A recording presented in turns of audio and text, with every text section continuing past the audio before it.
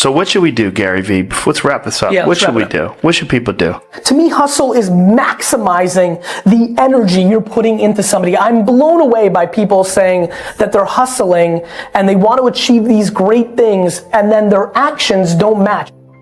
Nobody you know has become successful outside of it being given to them from their family. Nobody you know has actually created success without working their face off. It doesn't exist. So you can sit and talk about luck, and you can sit and talk about this, that, or the other thing, but I promise you, the only controllable thing you have is your work ethic. Hustle would be putting all your effort into achieving the goal at hand, and for me that means making every minute count. In the business world, so many people think that scoring is based on how big your net worth is or how much money you make. And it's really unfortunate because I think true bred entrepreneurship almost doesn't give about all the collateral that comes along with it. It's art. You just love doing it. Building a business is hard. And you know what makes it really hard?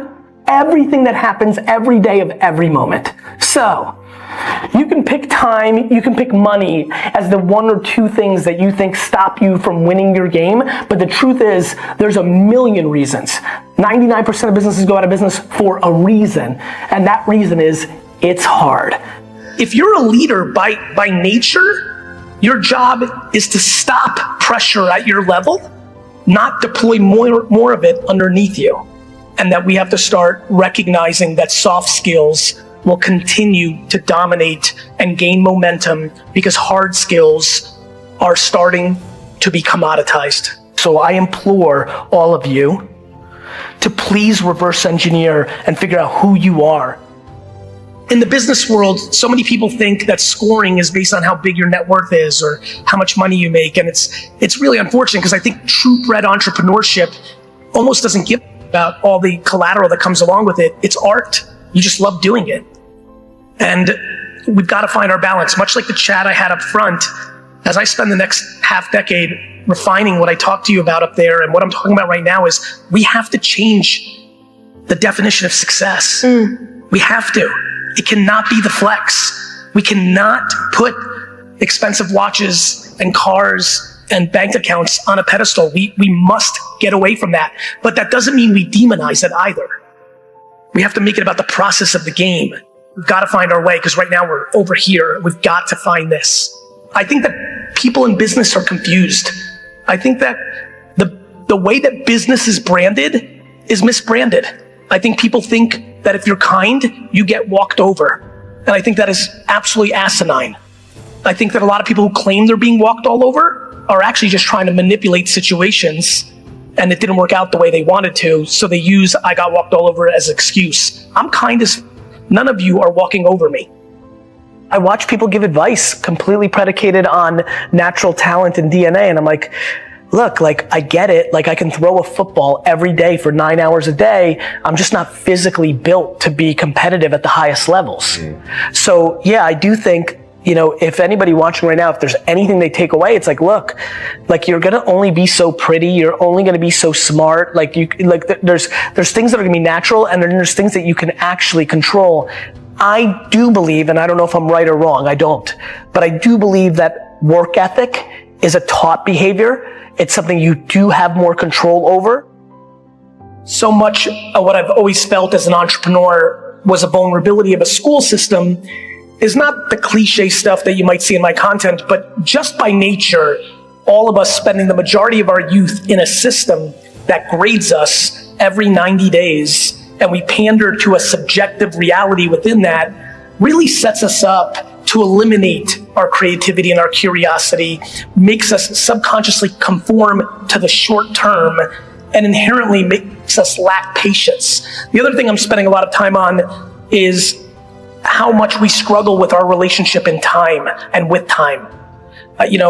We get sold so many things like life is short, which, I think all of us at this point know, depending on the context that you look at a statement or a situation, it changes the altercation. But so many of the rules in society of when you're supposed to have your life figured out, get married, accomplish, is predicated on a world where people live to 45 years old.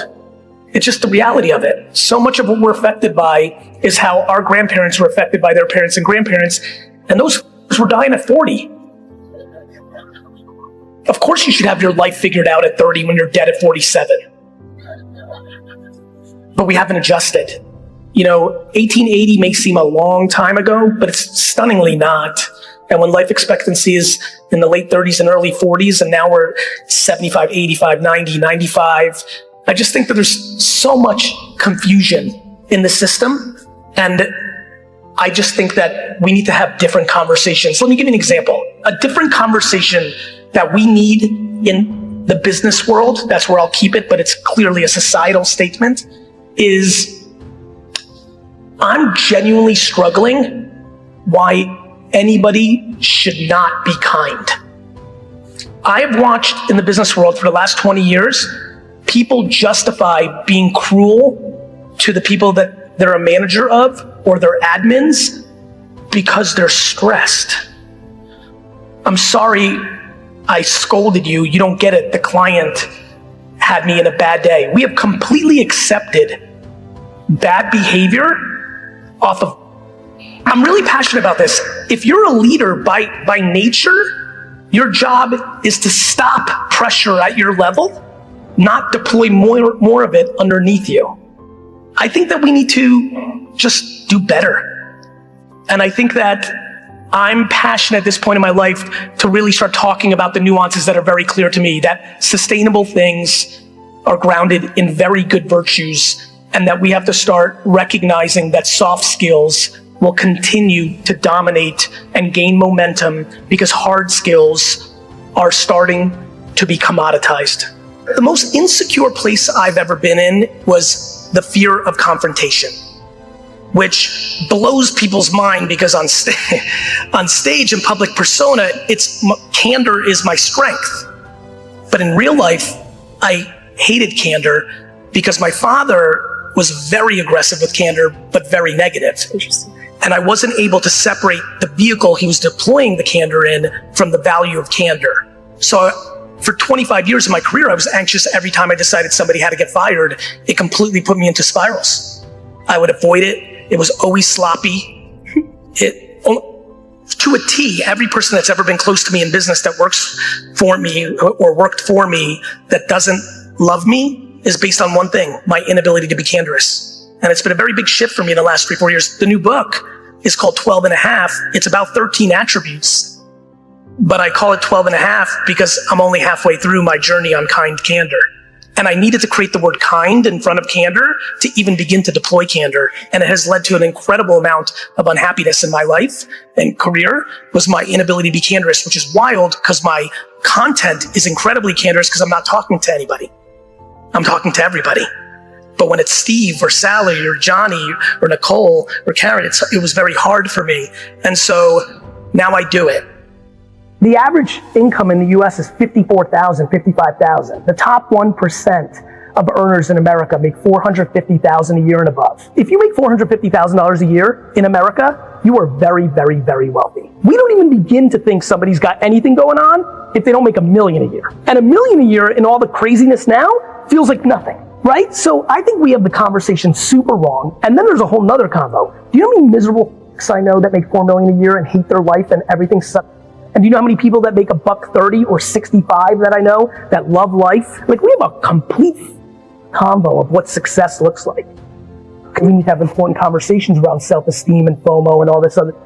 If your happiness is predicated on if people think you're awesome or this and that, you're going to be in trouble. You're vulnerable to outside affirmation, which is the quickest way to get into a spot. Luck is part of the equation. Now, do I think I'm lucky? I do not think I'm lucky because the confidence, which is great parenting, by the way, maybe a little luck in that, one could debate, and definitely just kind of the overall skills and the hustle, which is DNA. I don't know if you can be taught to work your face off. So I think it's just a mixture. And I think that that is something that people need to recognize, feel comfortable with, bet on your strengths, and execute.